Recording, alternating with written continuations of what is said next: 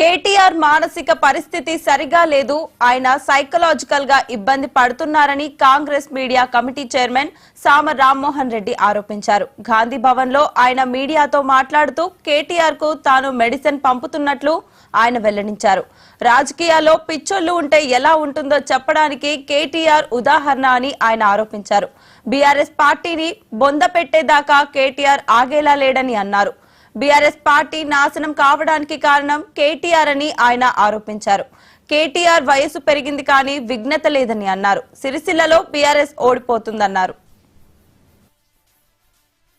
పిచ్చోళ్ళక very కూతలు కూసుకుంటా ఈరోజు వ్యక్తిగతంగా పొట్టోడని పొడుగోడని బుర్ర తక్కువ మాటలు మాట్లాడుకుంటా అది బుర్ర కాదు బురద మాత్రమే ఉందని మరొకసారి నిరూపించుకుంటా కేటీఆర్ గారు చేస్తున్నటువంటి యొక్క ప్రసారాలను గిట్ట మనం చూస్తే తెలంగాణ సమాజం సిగ్గుతోటి తలదించుకుంటా ఉంది. నేను మళ్ళీ కూడా చెప్తున్నా, కేటీఆర్ వయసు పెరిగినటువంటి పెద్ద మనిషి లెక్క గాని చదువుకున్నటువంటి విఘ్నుడి లెక్క గాని నువ్వు ప్రవర్తిస్తలేవు. నీ మానసిక పరిస్థితి బాలేదని నాకెందుకు అనుమానం వచ్చింది. మొన్నటిదాకా బానే అంతో ఇంతో చదువుకున్నోడు లెక్కనే ఉండే కదా బానే.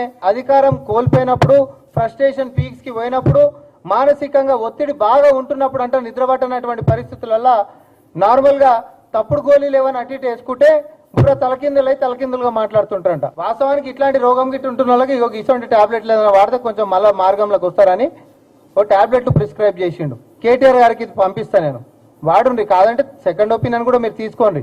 ఎందుకంటే మీరు ఒక ప్రతిపక్ష నాయకుడు, ప్రతిపక్షంలో ఉంటున్నటువంటి ఒక పార్టీకి మరి వర్కింగ్ ప్రెసిడెంట్ కాబట్టి తెలంగాణ సమాజంలో ఈరోజు ఓట్లు లేకపోతే కళ్ళు పోతాయి అనేటటువంటి తిక్కలు మాటలు మాట్లాడుతున్నావు కాబట్టి నీకు కొంచెం మానసికమైనటువంటి పరిస్థితి మెరుగుపడాలంటే నీకు కొంచెం చికిత్స అవసరం అనేటటువంటి భావన తెలంగాణ ప్రజలకి తెలుస్తా ఉంది.